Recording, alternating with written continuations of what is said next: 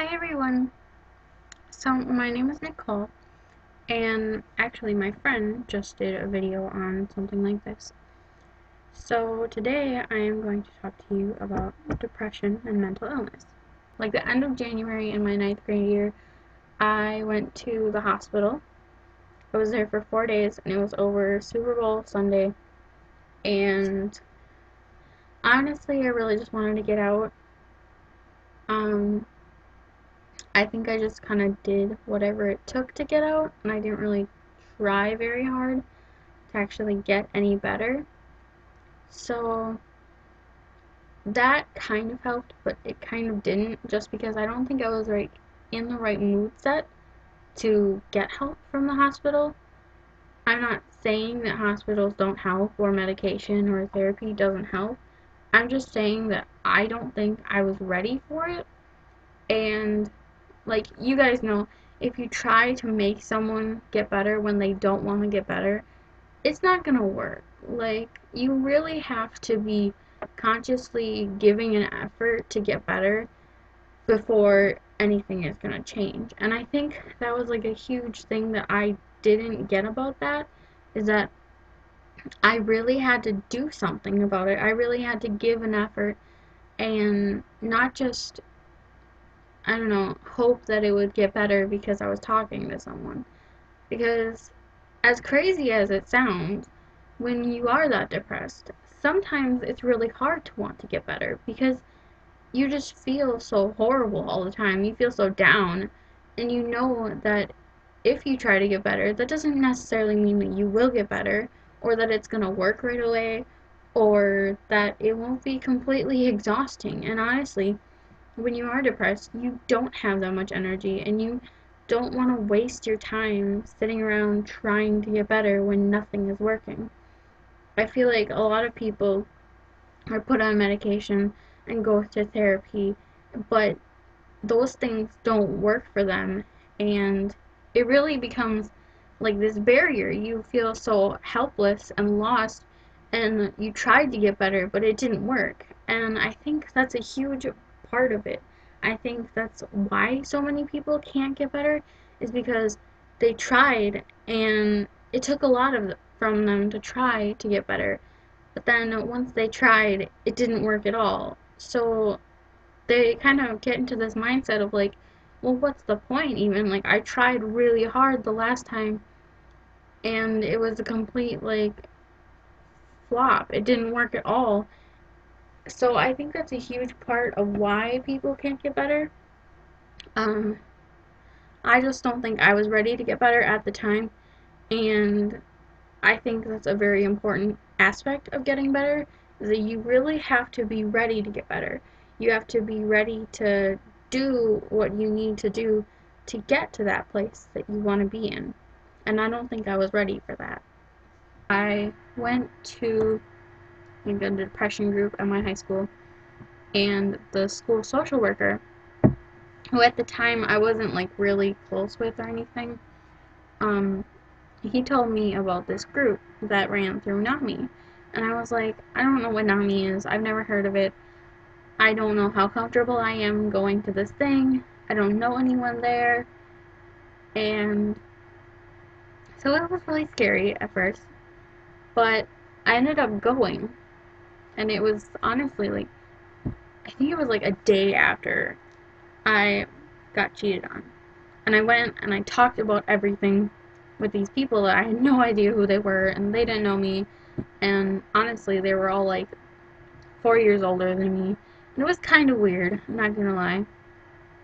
But I went and I talked, and it ended up being this crazy, great place that I could just go to once a week and talk to whoever and talk to people I didn't know. And it was really kind of awesome. So I started going, and I tell my friends about it, and they'd be like, well, I'm not really sure if I want to go, whatever. I met a ton of cool people through it. Um, I really benefited from this whole aspect of like peer support. This aspect that I didn't know was an option, because obviously they talk about therapy groups when you go to therapy and things like that, but that's like really structured, and that is literally therapy groups. That is not a support group. So the thing that I was going to was a support group. It's essentially run by people the same age as I was, and there are 2 facilitators, and they are trained, because when you're dealing with teens, they kind of have to be trained.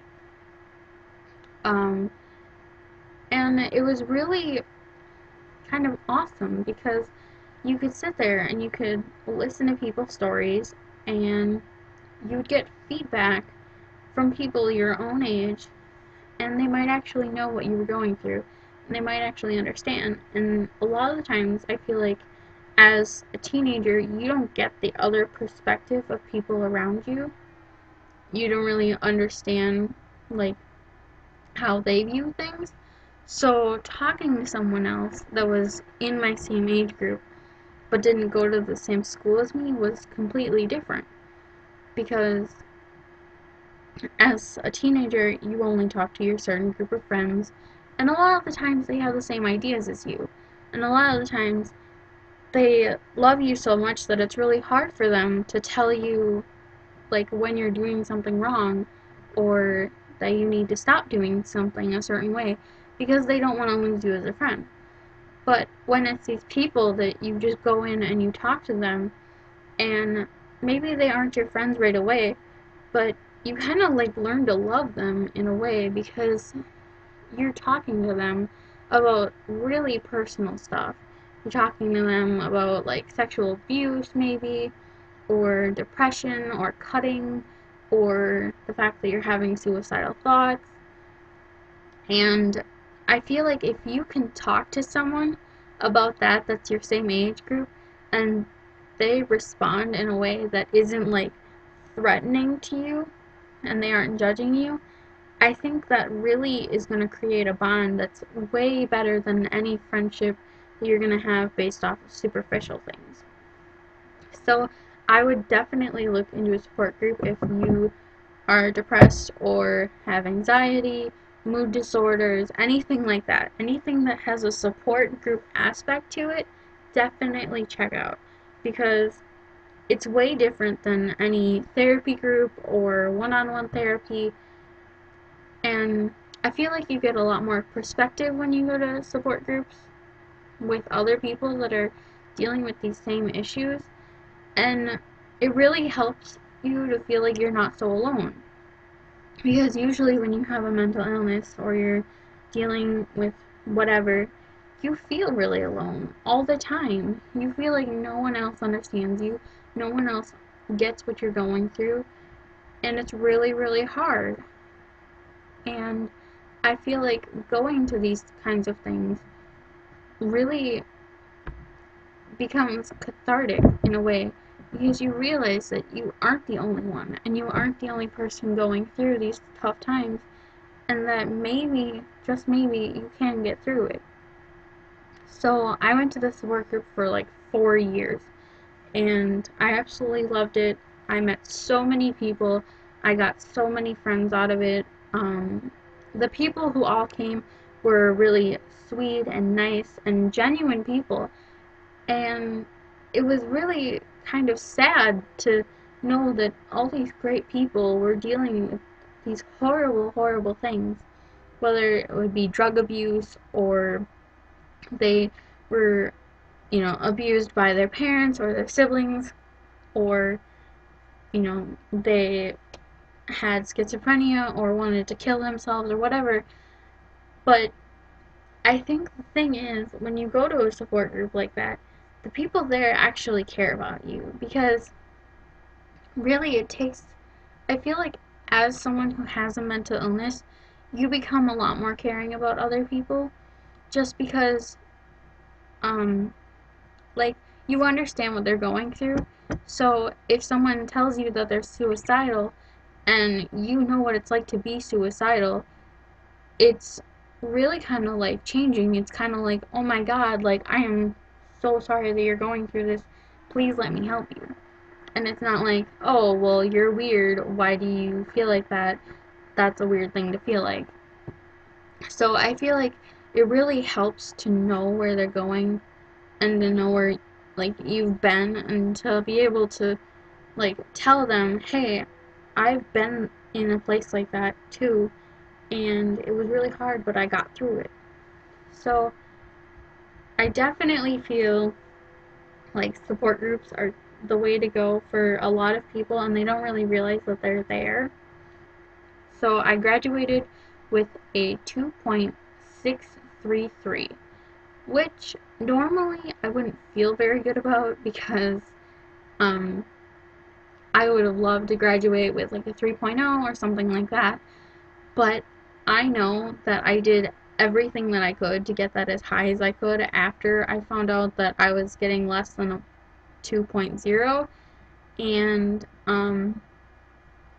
like I really worked my butt off. I was at this point where I couldn't make it into UW Fox, which is where I go now. And for UW Fox, you don't have to have a specific ACT score. You just like have to have taken the ACT, and you have to be within the top 75% of your class. So only 25% of your entire class can be worse than you are in GPA. And I was hardly making that cut.